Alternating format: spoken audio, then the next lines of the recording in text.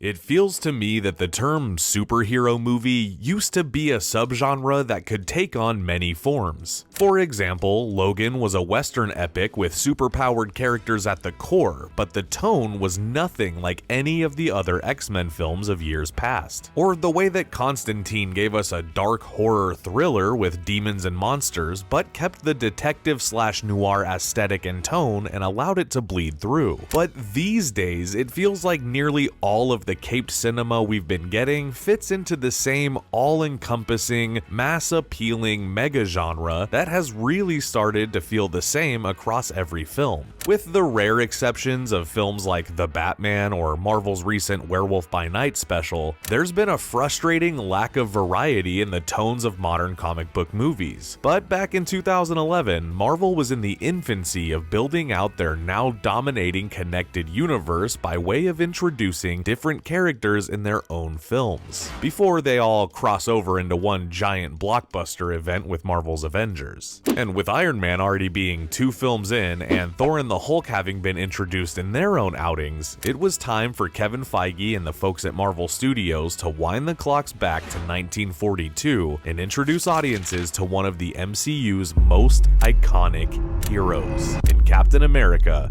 the first Avenger.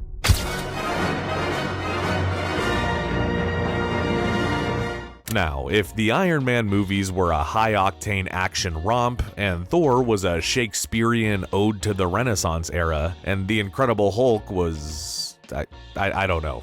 Something? Marvel Studios wanted to tell the story of Captain America in an adventurous trip to the past where we can meet the man who unknowingly made it possible for the Avengers to come together nearly 70 years later. The film offers a full origin story for Steve Rogers as the character and also brings in some history to help fill out the already established MCU, giving the entire connected universe a sense of lore and detail that connected these films even further. But by this time, Marvel's confidence in the success of their projects led them to use this movie as a way to dabble and experiment in the historic war epic genre. And in some ways, it works, and in other ways, it simply does not. But of course, the big question today is how does this movie stack up against the standards, or lack of them, in today's world of comic-riddled content? Let's find out in today's episode of Marvel Revisited.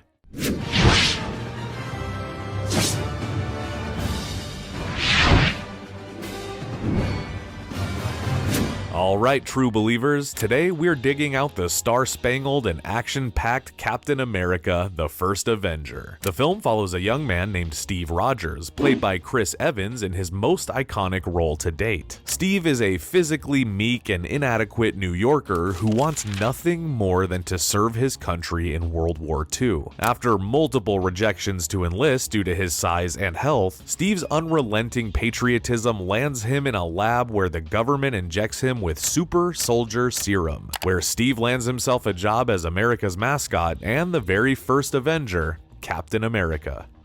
You're an American hero. Steve's heart and soul will be put to the test as he aims to break free from being just a figure of heroism and become an actual hero who can stand off against the Nazi Party's killing machine commander, the Red Skull. They cut off one head. 2 more shall take its place. Hail Hydra. Captain America was first introduced 80 years ago, almost to the day as of the making of this review, and was presented to readers in his very own comic book, Captain America #1, released in December of 1940. The character was created by Jack Kirby and Joe Simon and was meant to be a symbol of patriotism and American pride for the young children that it targeted. Given the time in America's history, with World War II being in swing and many of the country's teenagers being top candidates for the military, the character was destined for popularity from the very beginning. Hell, one of Cap's first appearances has an illustration of him decking Adolf Hitler square in the face, American style. This painted Cap as a strong, morally driven, and larger-than-life role model for young readers, which has since become a core aspect of the character in just about every iteration across just about every type of media. The character is also rooted in being a blonde-haired golden retriever come to life. So naturally, when it came time to bring Captain America into today's world, Marvel decided to hire Ryan Phillippe. Wait, no, it was John Krasinski. Wait, actually it was Jensen Ackles. Or was it Garrett Hedlund? Well, it's a fair. I'm gonna try my luck. That's who, Steve from Ohio? Only joking, although all of those dudes were considered for the role, and many others were too. But Chris Evans' America's Sweetheart was ultimately cast as Steve Rogers. And no matter what anyone says about this movie, this was a very smart casting decision on Marvel's part. And not just because he already played Johnny Storm in 2 movies, but because he perfectly knows how to play this kind of character. You know what? It's kind of growing on me. Okay, so Steve's story is pretty standard as far as the superhero origin story goes. Much like Peter Parker, Billy Batson, Atlas, shout out to Austin McConnell, and many others, Steve is physically weak and also severely lacking basic coordination.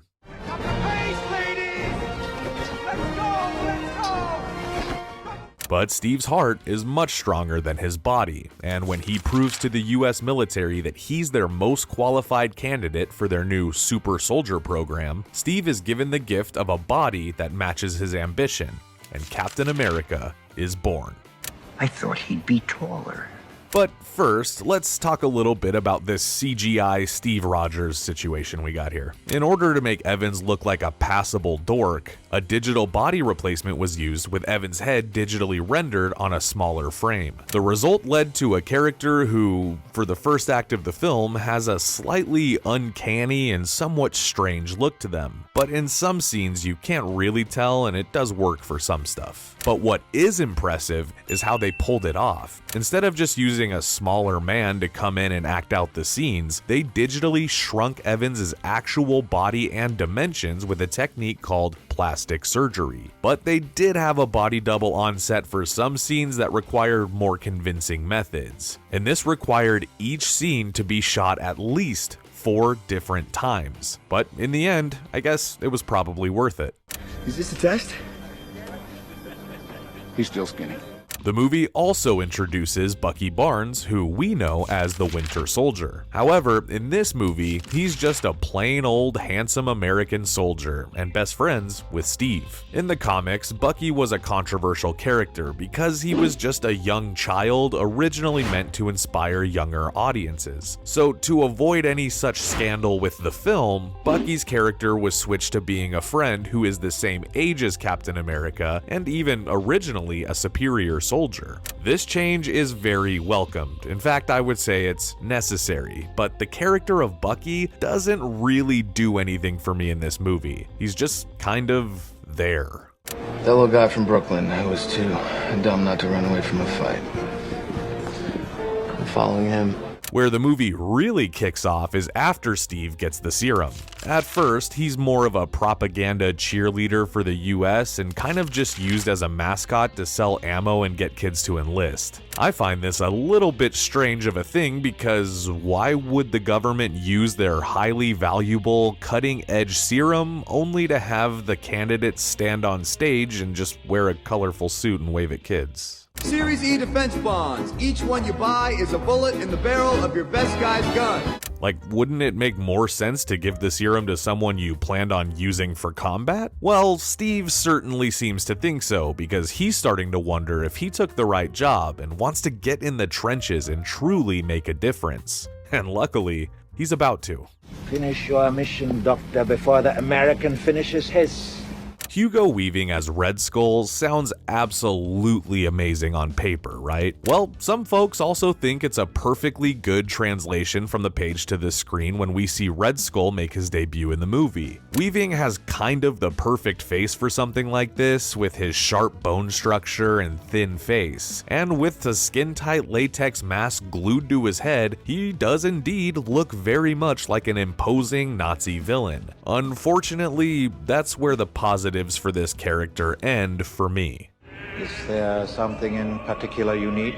I personally have never been the biggest fan of the Captain America comics. When it comes to the books I really get into, the adventures of the star-spangled superhero and his catalog of villains just didn't seem to appeal to me the way that something like X-Men does. So, as a result, I really just don't have the fondness for this character that I think it takes to really enjoy him in this movie. I just think he's bland. There are some really good action scenes throughout this movie though, with Chris Evans really breaking in his body for the future battles he'll have with the Avengers. I also can appreciate the cold and frosty feel of the final act, and I think it contrasts well against the sunny and warm settings of the MCU films before it. Also, for a lack of a better place to talk about it, here's just a few things that I also found entertaining. I really like the way that they worked in the traditional and fully comic book accurate suit for the big guy. I think that that's really nice, and I also like his actual suit. And I appreciate Tony's grandfather being there for a portion of the movie. Again, it just adds a little bit more of a lived-in quality to the MCU.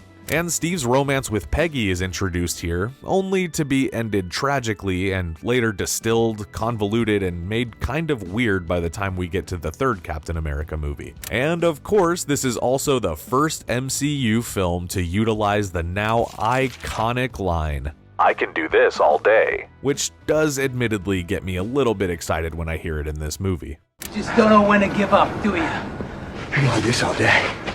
Famously, the movie's ending is what allows this 1940s soldier to join the heroes of the modern day in the Avengers. When Steve finally has his final throwdown with Red Skull, he's able to save the day and prevent the death of millions by making one giant sacrifice and crashing Red Skull's ship into a glacier. Seemingly, this kills Steve, but when his body is found frozen 70 years later, he's thawed out and woken up in the modern day where Nick Fury is awaiting to recruit him.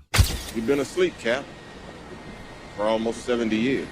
Now, in general, this movie is a mixed bag for me. I love the modern look of Cap's suit. I dig the score by Alan Silvestri. I love the casting. I love the shield. The cinematography is pretty good, but there's also a lackluster villain, kind of a weak overall plot, and sadly, this movie, at times, is a little bit boring.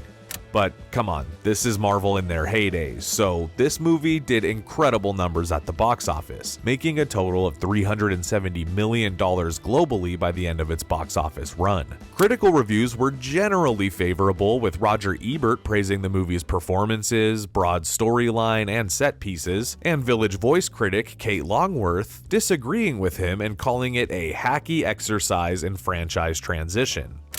Sign this!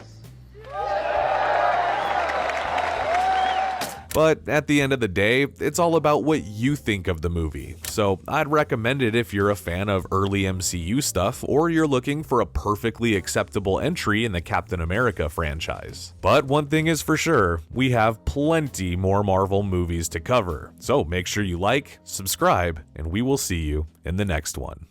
Hey! Let's hear it for Captain America!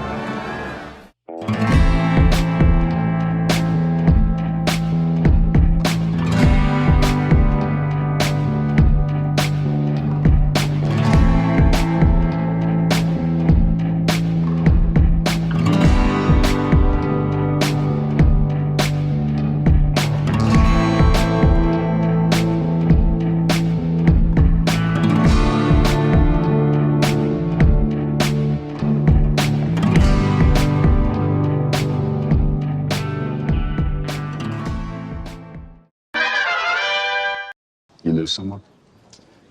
My wingman. If you ask me, this is the moment where you know that Cap was always going to give Anthony Mackie that shield. Folks, Captain America Brave New World is finally hitting theaters and continuing the saga of Captain America. At least in some way. Whether or not you're excited for that movie is your own problem, but today we are going to be talking about an indisputably good Marvel movie, and in fact it is the first appearance of Sam Wilson in the MCU, Captain America: The Winter Soldier. All the grit that you want from a war film, put into all the fun you want from a superhero movie. So to celebrate the continuation of Cap's legacy, today we are going to be taking a look at Captain America: The Winter Soldier and figuring out what the fuck happened to this movie. On your left, true believers. Before Anthony Mackie leads the latest star-spangled adventure for Marvel Studios in Captain America: Brave New World, we're looking back on the film that introduced the masses to Sam Wilson You in Paris? This guy's a gangster? His real name's Clarence. and gave Chris Evans' Steve Rogers his best cinematic outing, Captain America: The Winter Soldier. As the 9th film in the Marvel Cinematic Universe and a sequel to 2011's Captain America: The First Avenger, The Winter Soldier brings superhero cinema to another level for a political action thriller unlike anything in the studio's history before its release in 2014. Which really begs the question, what the f*** happened to Captain America: The Winter Soldier? Before we get started, does anyone want to get out?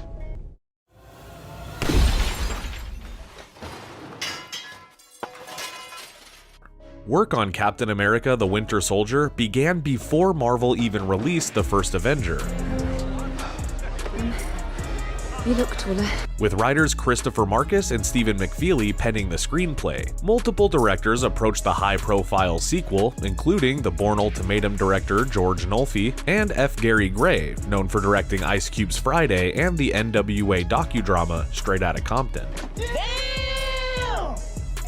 Ultimately, Joe and Anthony Russo landed the illustrious gig, their first of many films for Marvel Studios, including Captain America: Civil War, Avengers: Infinity War, and Avengers: Endgame.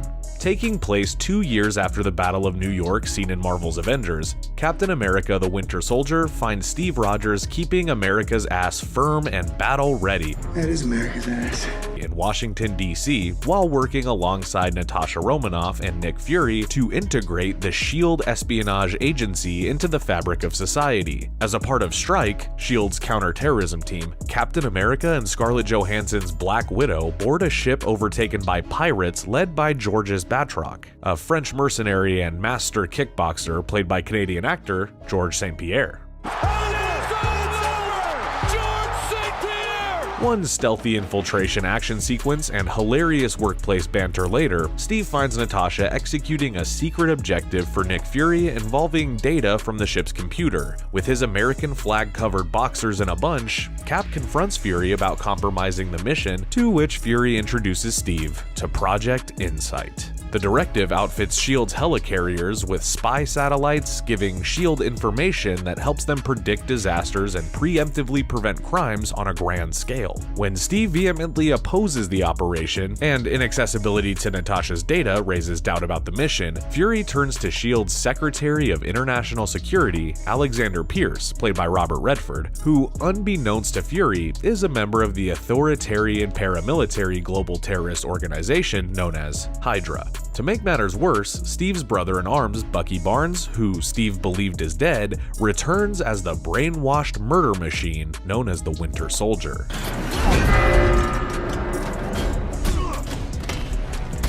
With Hydra's infiltration of S.H.I.E.L.D. being revealed, Steve's BFF back from the grave, and the fate of the free world is at stake, and it's up to Captain America, Black Widow, and Nick Fury to cut the heads off of Hydra again by exposing their corrupt plot to the world.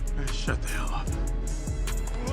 Throughout the mission, Steve becomes disillusioned by the state of the world, realizing that he's been doing the evil organization's bidding behind veiled orders and elaborate distractions. As Captain America: The First Avenger did a superhero landing in theaters, McFeely and Marcus began writing an outline for The Winter Soldier. After trading creative love taps with Marvel, the duo locked an outline down that would remain intact as the production kicked into gear. While The First Avenger focuses on this patriotic popsicle coming to grips with his place in a foreign world, The Winter Soldier takes that concept even further by pitting Cap against his worst fears on a global scale. Steve's fortitude throughout Captain America: The Winter Soldier speaks volumes about the character's resolve. Like, here's a character who lives, sleeps, and breathes American values getting broken by the system he's vowed to uphold and protect. He's a man out of time facing a variation of the enemy he gave his life to dismantle so many years ago. Imagine if that group infiltrated the only semblance of organized justice you've ever known with a directive to poison the well. Then they manipulate your best friend against his will to destroy all who oppose them. Captain America is the pinnacle of grit, courage, and integrity. However, he's not gonna let that debasement stand. It's time for America's ass to open a can of whoop ass. Time to open up some whoop ass. Regarding influences, McFeely and Marcus studied Ed Brubaker's iconic Winter Soldier storyline to bring Bucky's new and complex idea onto the silver screen, as well as studying conspiracy thrillers like 3 Days of the Condor, The Parallax View, and Marathon Man. One of the beautiful things about working with Marvel characters is that they're constantly evolving. Sure, you might not like every direction they take, but by their very nature, they change with each creator's influence.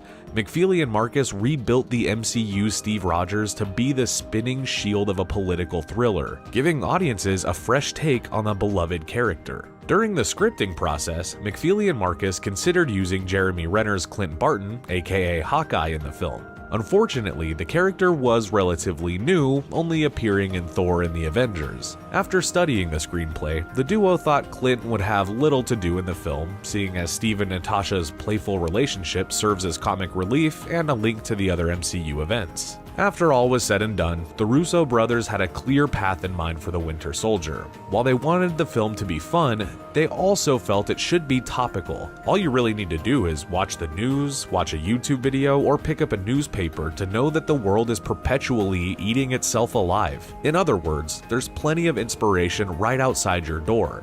At the time, topics like drone warfare, shadowy surveillance, and strategic killings laid claim to most headlines. The Russos knew these concerns would fit nicely in the Winter Soldier, and they embraced that chaos. If you dig kooky character shenanigans, the Winter Soldier also has no shortage of could-have-been casting stories. At one point, Amelia Clarke, Teresa Palmer, Imogen Poots, Mary Elizabeth Winstead, Jessica Brown Finley, and Alison Brie were all in the running to become Steve's love interest. The writing team eventually dropped the role from the film entirely, unless you count the introduction of Emily Van Camp's Sharon Carter as a workaround. Frank Grillo stars in the movie as Rumlow, aka Crossbones.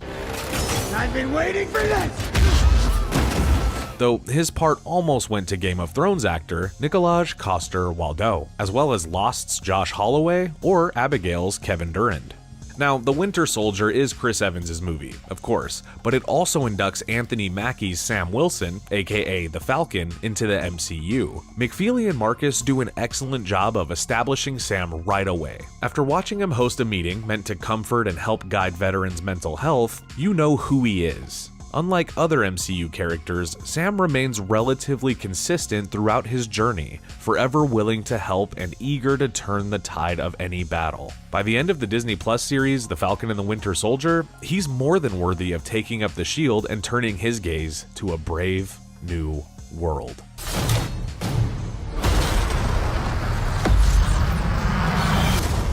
When this film opened in theaters, it came out of the gate swinging with 10.2 million in Thursday previews. It quickly secured the top spot that weekend, or make that 3 consecutive weekends, with rave reviews circulating water coolers and fans singing the praises online. Marvel knew that they had a bona fide hit, and that they'd struck gold with Joe and Anthony Russo. In the end, The Winter Soldier earned $714.4 million at the global box office, banking $166.2 million in profit after promotional campaigns, merchandising, and honoring contracts.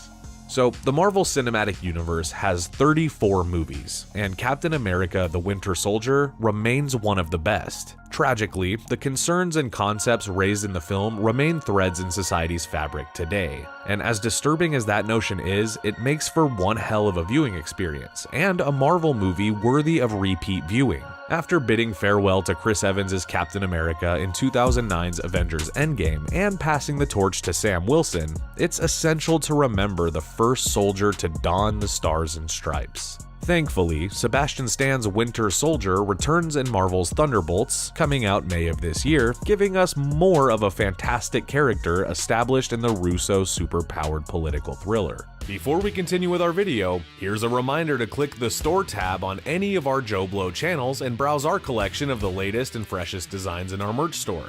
Go get you some. So as we prepare for a bold new era of Marvel at the movies, never forget how many doors Captain America the Winter Soldier opened for the Marvel Cinematic Universe at large. The Russo brothers helped break the cycle of origin story, wash, repeat by keeping the threat grounded, global, and ever present. Few Marvel movies have achieved the heights of the Winter Soldier. However, the studio will have plenty of opportunities to try as more heroes get introduced and filmmakers continue to bend genres and reshape the superhero movie mold. But until then, on your left.